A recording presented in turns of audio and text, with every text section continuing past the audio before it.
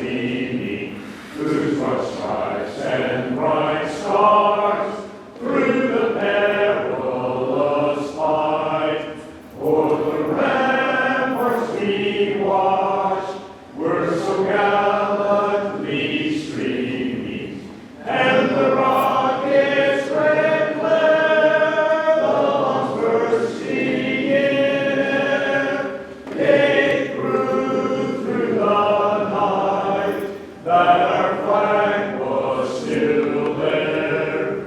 Oh, say does that star-spangled banner yet wave o'er the land of the free and the home of the brave?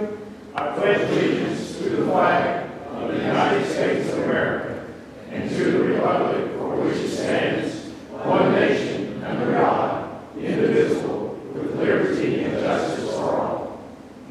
Please remain standing for our invitation to welcome Chris Garrett.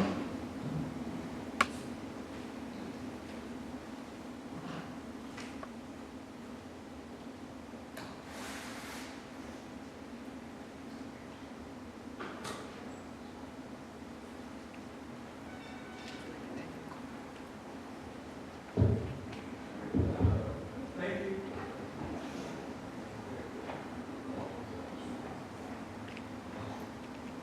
All right. Can y'all hear me? All right. Please pray with me. Heavenly Father, we come to you today and ask that you bless this meal that we've received. We pray for all those impacted by Hurricane Beryl, and we lift them up as they begin to clean up the rebuilding process. We pray for safety over those communities impacted by Beryl as well. Continue prayer for our local and national leaders as they continue to lead our great country and communities. Be with our troops, both here and abroad, as they continue to spread freedom. We ask that you speak to those who need your wisdom and strength during their difficult times. You know who they are. Thank you for blessing our Rotary Club with great leaders that follow your word and guide all of us to be the men and women that you desire by holding each of us accountable for our actions. We ask that you continue to lead us along the path you see fit for us, and we ask that you forgive us where we may fail you. For it's in your name that we pray. Amen. All right, I have the honor of introducing some of the guests here today. First off, we have guests at the top of the stand. Then we have Lonnie Nanger, guest for Kevin Stevenson.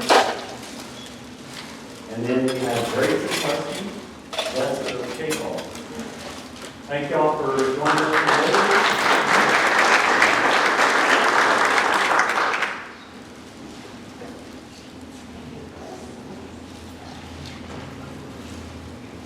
Okay, now we have one of our fun things that we like to do, and that's introduce a new member. So I'm going to welcome Curtis Brown and Dominic. So you guys can meet Dominic, our newest, one of our newer members.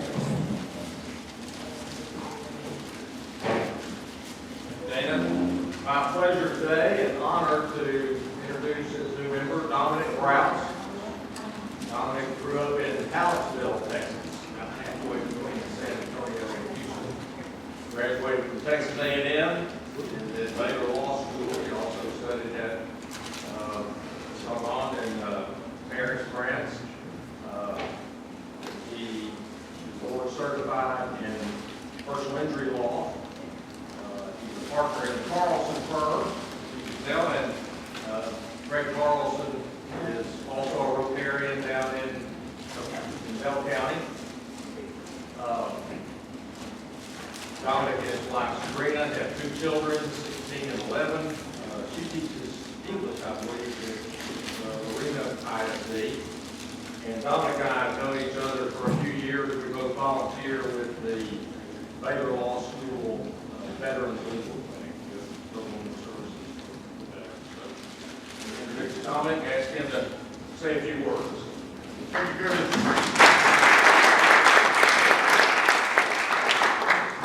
Like I said, I'm Dominic Rouse.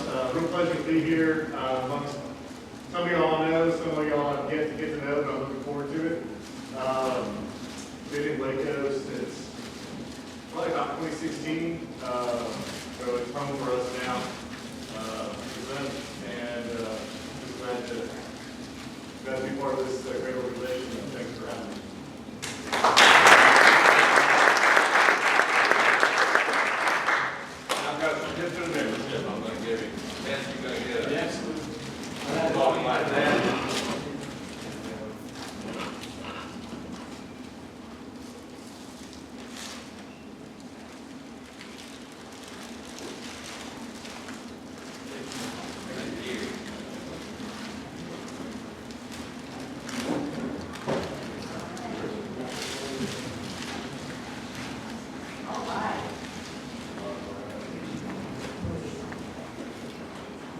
you everyone who braved the heat to come to the social explosives on the river, and a huge thank you to Rosemary for her service to us as president in this last year.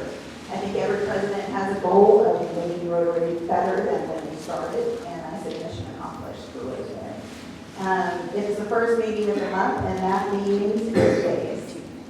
So these are for club runners, so please let us know if we missed anyone, or feel free to get logged on and update your birthday. But for July, we've got Jen Alexander, Ashley Allison, John Kathy, Bob Cragus, Kathy Davis, Carter Queen, Bradley Ford, Jimmy Haynes, Carter Harris, Alan Hunter, Stuart Kelly, Scott Lipsey, and Wes Lipsey, Randall Moose, Mike Stone, Matt White, and Deborah Whitley. If you wouldn't mind joining us and singing Rotarians a happy birthday, Larry. Happy birthday to you. Happy birthday to you. Happy birthday, Rotarians. Happy birthday to you.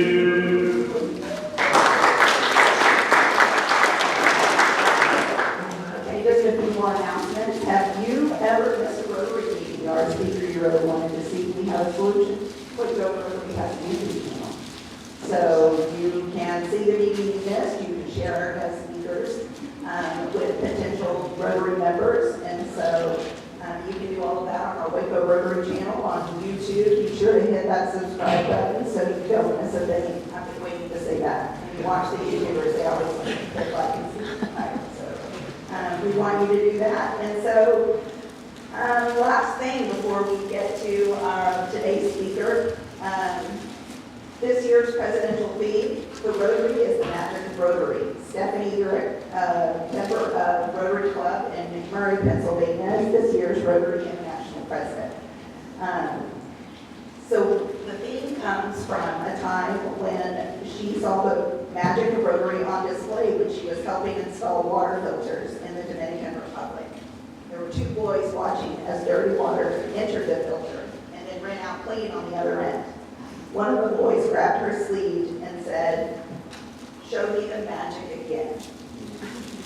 So I think that is a great reminder that we as Rotarians, our reach goes much further than just the Waco community. And your contribution, your dues, your support, your service are a part of something much bigger and contribute to making change in the world. I put a copy of her address on the table, and you can also listen to her speech at Rotary.org. I heard her speak at President-elect training, and she was great. So I'm looking forward to making some magic for people. All right, without further ado, I invite our own Buddy Edwards to introduce today's speaker, Dr. Kevin Villegas.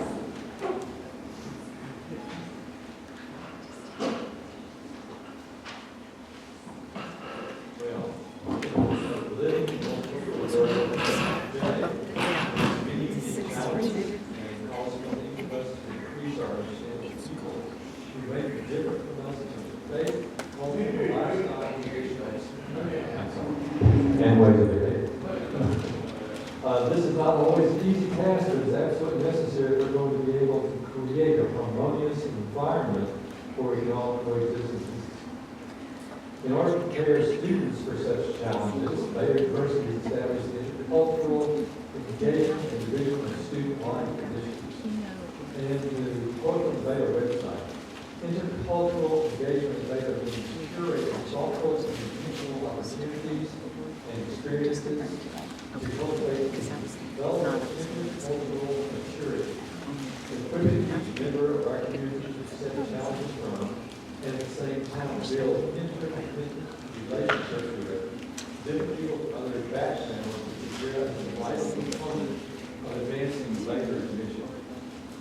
And talking today about this program is Dr. Kevin Villegas. Dr. Villegas serves as the Dean of Intercultural Engagement and Division of Student Life Initiatives. In his role, he is responsible for leading a comprehensive approach to empower all students and Division of Student Life staff in the creation of a more vibrant, inclusive, and supportive campus environment as an expression of Baylor University's mission. He has more than 2 decades of demonstrated leadership experience in a variety of roles within higher and secondary education settings, which includes working in and overseeing areas such as campus ministries, student leadership development, youth student orientation, student activities, international student programs, athletics, coaching, and public relations. He has also led international service trips, co-led a cross-cultural course, and taught strategic leadership in higher education and first-year seminar courses. Dr. Villegas is an active member of the Association of Christians in Student Development and served for several years on the executive committee as the chair of the University Leadership Team. He's a native of New York City. He's a decorated veteran of the United States Marine Corps, having served in academia for 4 years before going on to earn his Bachelor of Arts degree in communication from the same college. His Master's of Arts degree in Christian leadership from Florida Theological Seminary, and his doctorate in so, let's welcome Dr. Villegas.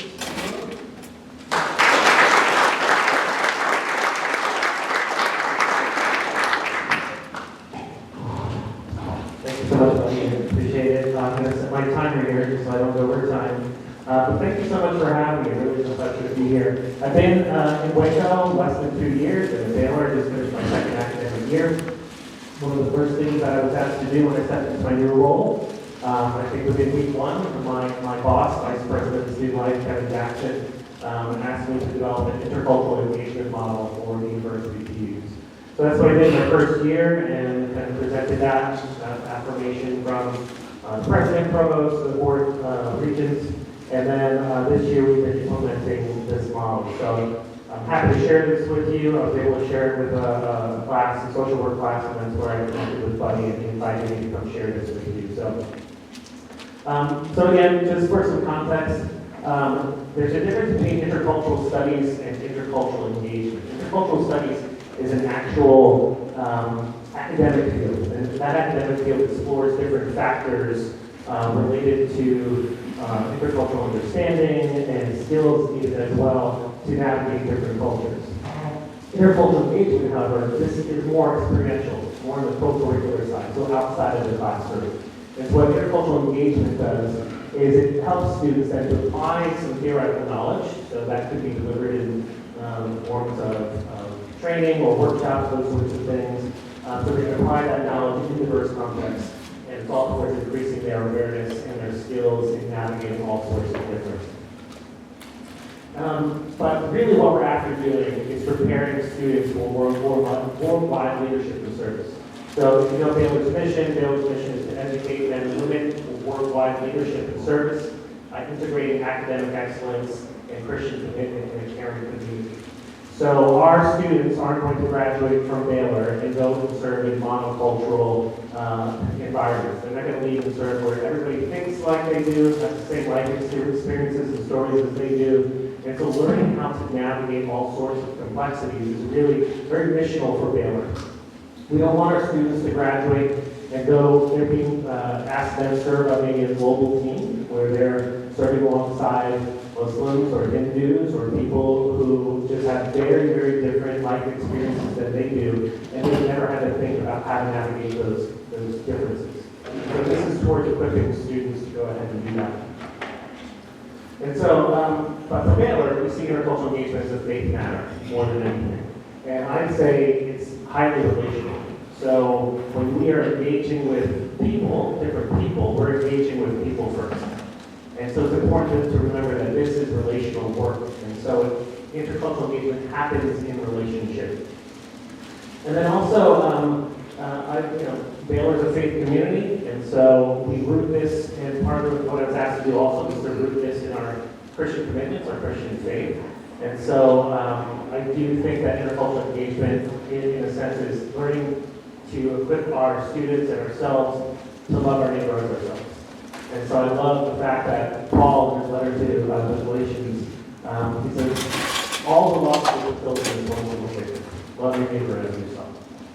And obviously, he's ripping and paraphrasing off of Jesus. They're telling him to do the same thing. So it's really, this work is towards that. It's towards human flourishing and getting to know our neighbors. I love this Latin phrase from the ancient Christian mystics, ubi amor, ibi oculos. And roughly translated means where there is love, there is seeing. So more than anything, especially our students who come from all across the world, when they come to Baylor, they want to be seen. They want to be seen for who they are and the value that they bring to our campus community. And so it's really important that we root this in love, and I think it's really important. So that's a little bit about the preface of the work. So now I think it's important to have like some shared definitions. What do we mean when we talk about culture? So oftentimes when we think about culture, we think automatically about things like food or dress or music, things that are visible, things that we can see. So if you can't tell, that's an iceberg up there. And so most of the iceberg is above the surface. These are things that we can see. And yes, this is culture, but I call this surface level culture or above the surface culture. And sometimes when we think about multicultural or intercultural, we automatically go to race, ethnicity, those sorts of things, and visible artifacts. But what we're really talking about when we talk about intercultural engagement is this deep culture, this beneath the surface culture. Things like manners, how you view friendship, your concept of time, how you view family, elders, competition, raising children. These are the deep cultural factors that we want to teach our students how to navigate, because these are the ones that cause sometimes challenges when you're serving the team, where you're having a different approach of time. My wife is from the Dominican Republic. She grew up in the Caribbean. She's very island culture. She doesn't really think about time the way I do, and especially I was formed in a lot of ways from my service in the Marine Corps, so I'm very time-oriented, and it's caused a lot of complications in our marriage because we just see time differently. In fact, I don't think my wife really sees time at all. But, but this is something they have to navigate and work through. So imagine going to serve on a team where you have people who just view time differently. You view your how you raise children or your approach to working with elders very differently. So this is really what we're at.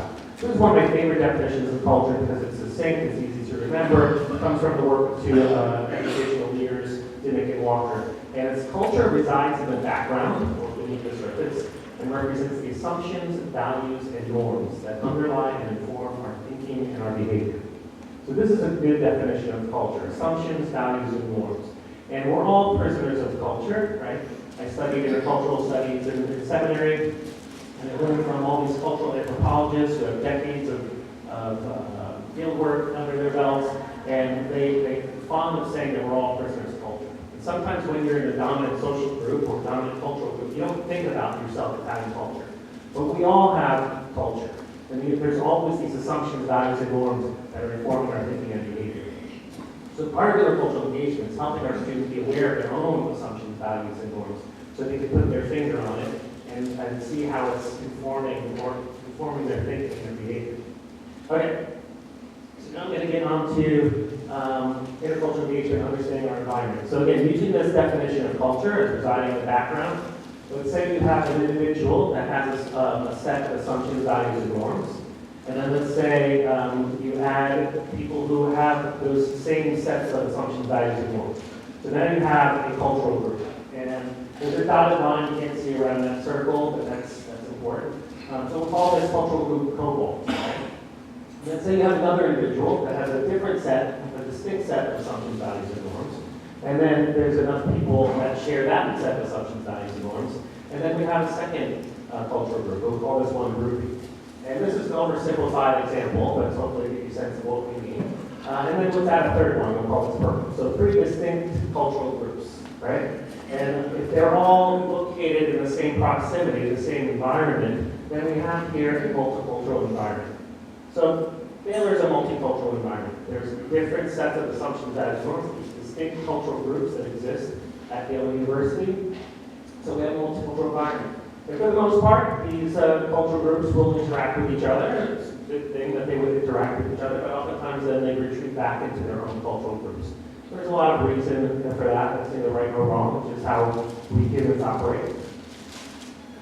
So you can tell, though, this circle, the cobalt, is larger and it's above the others, so maybe it's more dominant. Maybe that cobalt group has existed in this environment, in this place, for much longer. Maybe since 1845, let's say. So it makes sense that this environment is more flavored cobalt than the others. But towards realizing healthy intercultural engagement, this is kind of what we're after. So we have that same multicultural environment, and then you add what we call cultural humility. So this came in the 1980s out of the healthcare field, and it's really at base level the ability to remain open-minded, or willingness really to remain open-minded to all aspects of the cultural identity of others, the assumptions, values, and norms of others. It's a willingness to remain open-minded to those things, rather than saying, my assumptions, my values, and norms are right, and yours are wrong. It's a willingness to be open-minded. And so that's cultural humility. That's something we try to instill in our students, is this. So you take that posture, and then you also add this advanced layer of cultural humility. And this also includes recognizing and working to reconcile this power imbalance that exists among persons of various cultures. And again, this is just the reality, right? So there's newcomers to this environment, like Ruby and Purple. And so when we engage with culture and we add this element of cultural humility, and these groups then move towards each other in humility, and then what you have is intercultural engagement. And as Buddy mentioned, these are the thoughtful and intentional opportunities and experiences that we curate to cultivate intercultural maturity in our students. And so you have then this same environment, but it's, I tried to make this Baylor green, I couldn't figure it out. But here you synthesize something new, right? And so I'd love to say that Baylor is still becoming Baylor. Baylor has not yet become its ideals. The United States has not yet become its ideals, right? We're still pretty young as a country goes. So we're still moving towards our ideals as a nation, our ideals as a campus community here. So hopefully together we're synthesizing something new, these assumptions, values, and norms of how we operate with one another, right? And so I've been doing a lot of thinking about that, particularly in an upcoming presidential election. How we treat and talk to one another around all sorts of difference, around social compelling issues, matters. And so that's part of this work too. And we root it in the virtues, which you'll see in a little bit. But our hope, our vision is that Baylor, this fall in particular, that we will be able to role model for the rest of the nation how we disagree with one another. And so I think that's really important. And there's lots of organizations that are really interested in this sort of work. And so we've been looking at some grants and things like that to do some of this work because we have an opportunity here to kind of to talk to one another in different ways and to actually listen to one another. So that's part of this work as well. So I think what a wonderful time to be at Baylor, right? Because of the division that we face as a society, this work is even more important to teach and equip, to role model how to navigate all sorts of difference. A buddy mentioned I was in the Marine Corps, so one of my favorite stories was from a secondary Marine, Chesty Porter. He was a lieutenant general. He started off in the Marines as a young horse Marine and fought in Peking, fought in the Boxer Rebellion, fought in World War I, World War II, the Korean War, Vietnam War. He's the most decorated Marine that ever lived, 5 Navy crosses. But there's this legendary story of him during the Korean conflict where he was commanding the division of Marines in the Chosin Reservoir region, called the First Chosin. So this Marine division was surrounded by 8 Chinese divisions, communist divisions. And so there was the story of this scout that came through and reported to Chesty Puller and said, "Sir, I have news to report." And he said, "They have us completely surrounded," talking about those 8 communist Chinese divisions. And Chesty turned to the scout and said, "Those poor bastards," he said, "they have us right where we want them. Now we can shoot in every direction."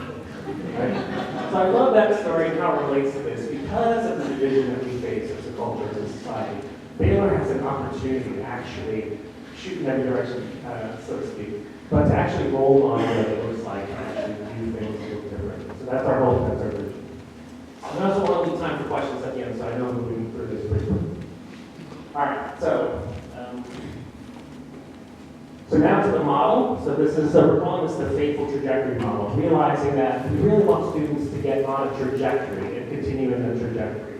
And so it's a very simple model, but not simplistic. So here you have at the bottom the Baylor undergraduate experience. We'll take that group as a sample. And then this line represents intercultural maturity. And intercultural maturity, as Buddy mentioned, it's the ability to accept challenges from and at the same time build interdependent relationships with different people from other backgrounds. the ability to accept challenges from, and at the same time, build interdependent relationships with different people from other backgrounds. That's intercultural maturity.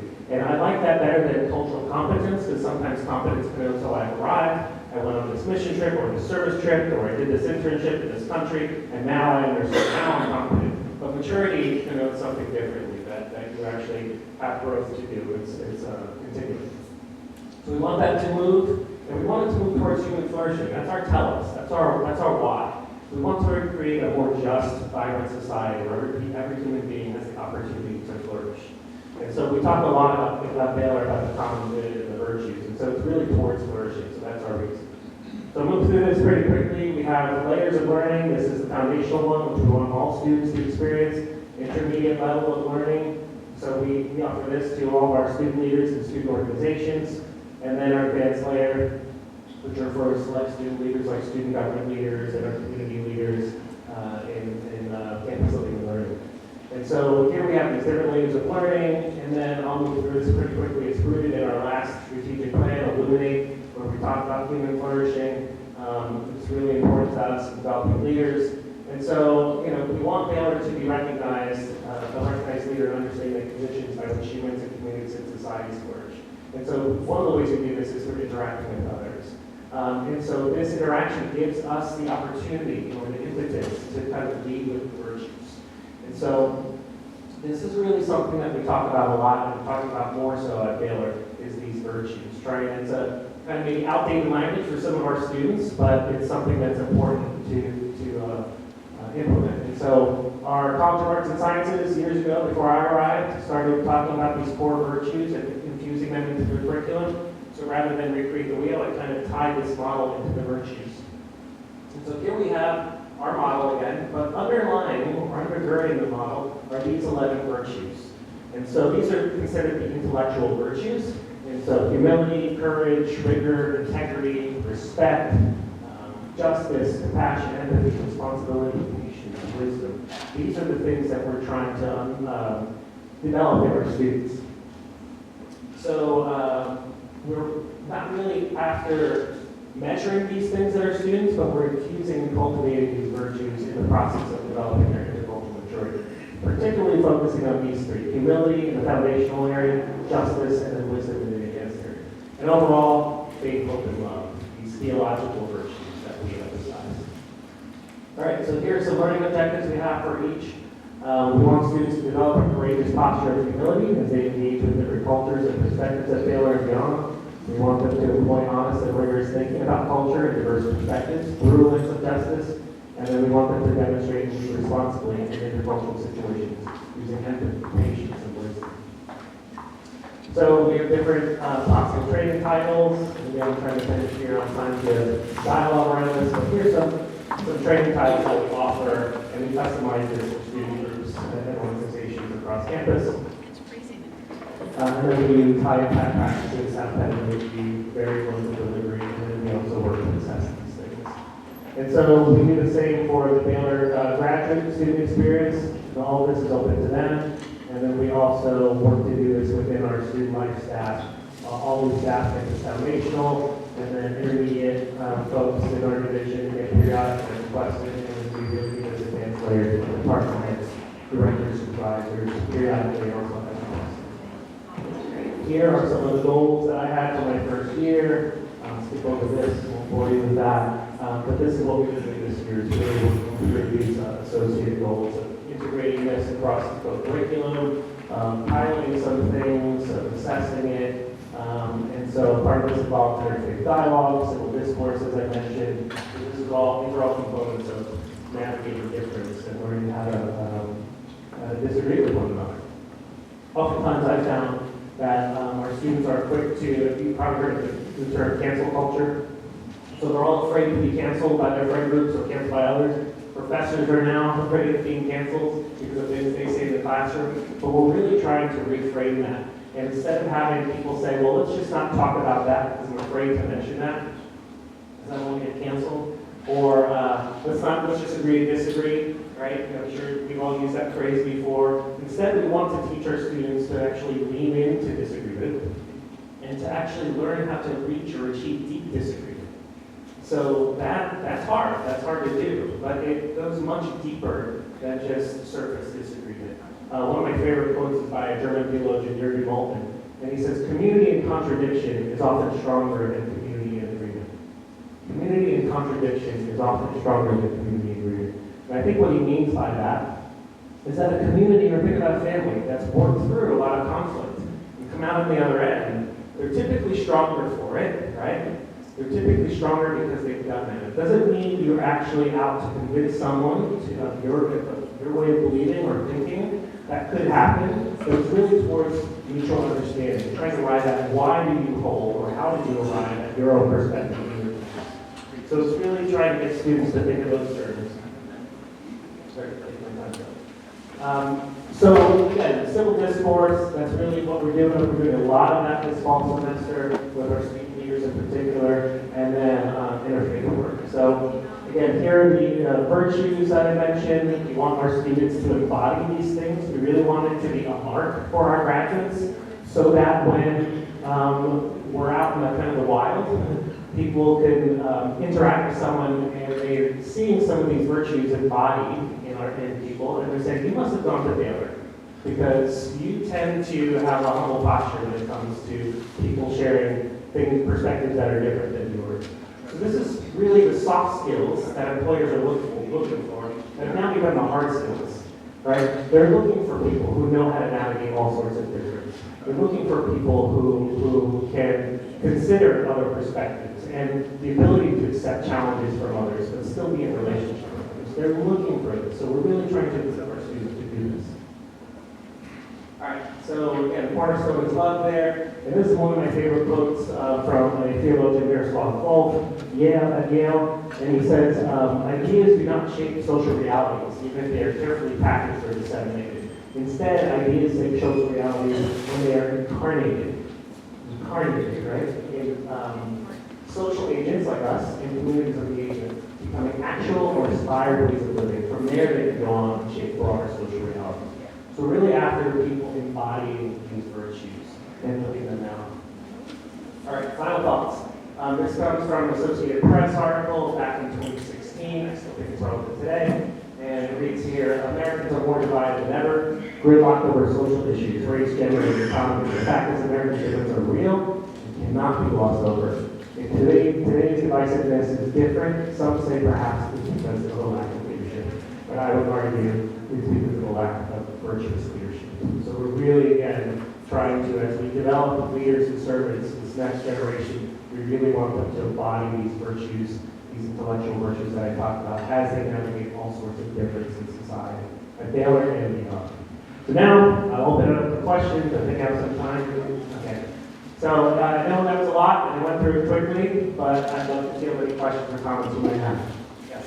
So when we talk about social media and moving back, the country's not going to us to actually hold our elections and spend money and everything. Can this cultural behavior actually dig into that and try to control that? It's a huge problem that you have people on the left, right, middle that don't believe what any media says. Yeah, I think that's a good point. The question was about social media and that influence. And I think social media has been shown to be one of the worst ways actually to try to convince people of things. If anything, it just helps people dig in more because of how the algorithms work to kind of their already held beliefs. And so there's been some studies done. I'm sure you're all familiar with Channel C-SPAN.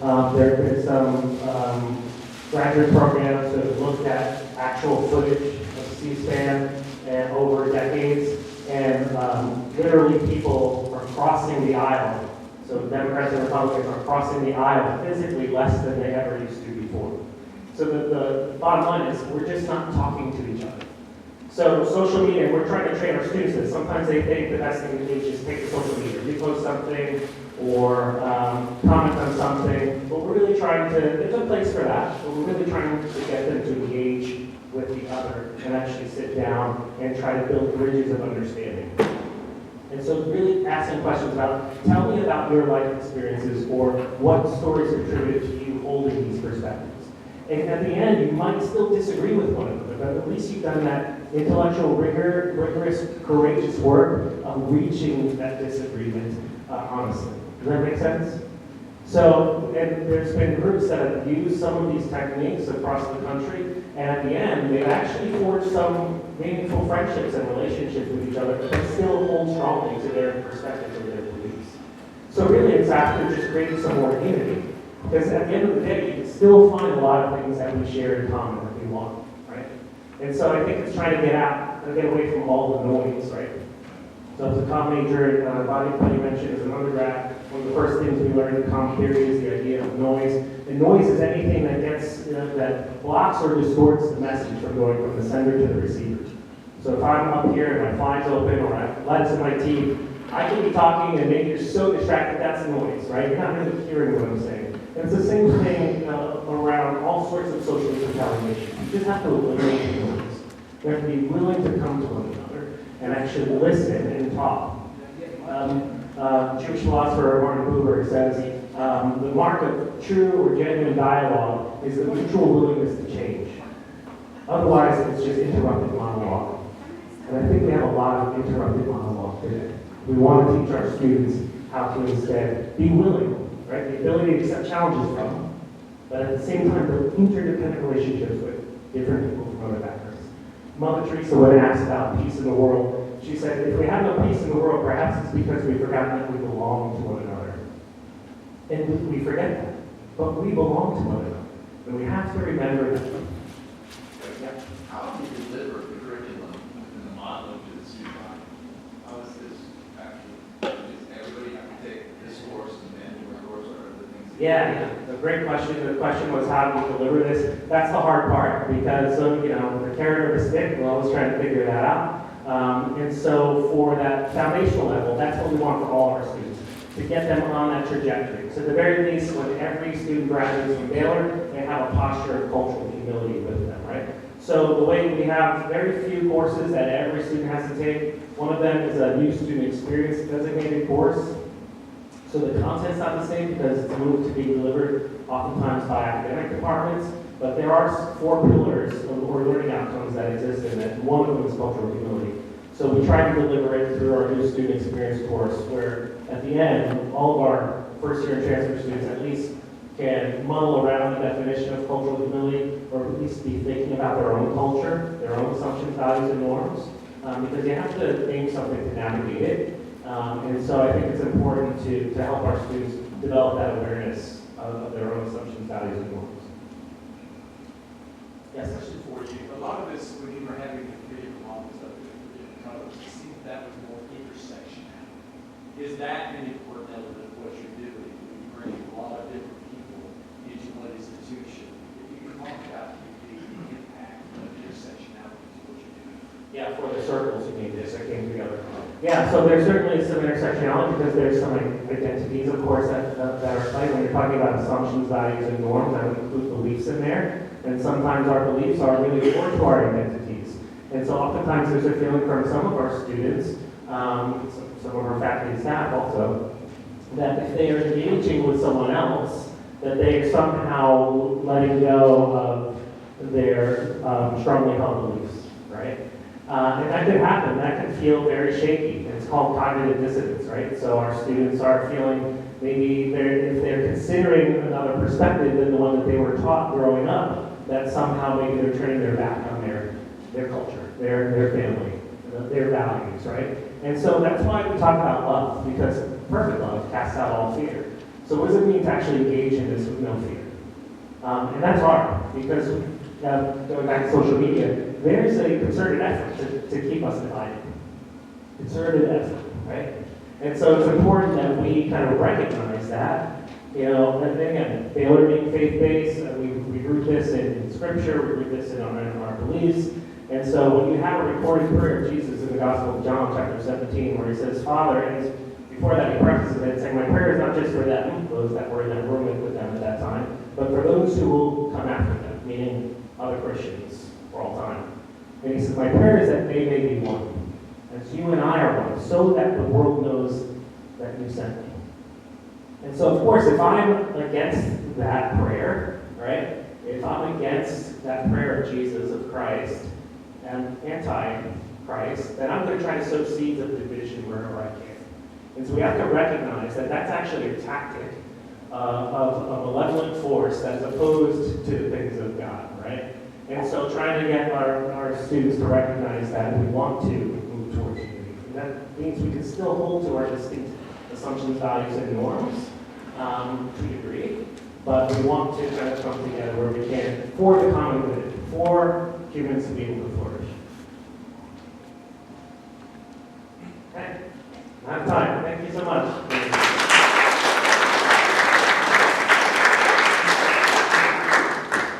Thank you so much for sharing with us today, and thank you for your military service and your service to our youth generation. Please join us July 22nd, Waco Mayor Jim Holmes from your friends. We look forward to seeing you there. I'd like to thank everyone who participated in this program today. Larry, Buddy, Chris, Curtis. We do this together, and I appreciate your help. I would also not want to end the meeting without thanking our incredible hospitality committee that faithfully serves out front every meeting. I think today we have Dylan and Diane, and we appreciate you and being the smiling face that greets us when we come in each meeting. I would like to re-welcome our guests. We hope to see you again. And if you will stand and join me for our formal count. Is it the truth?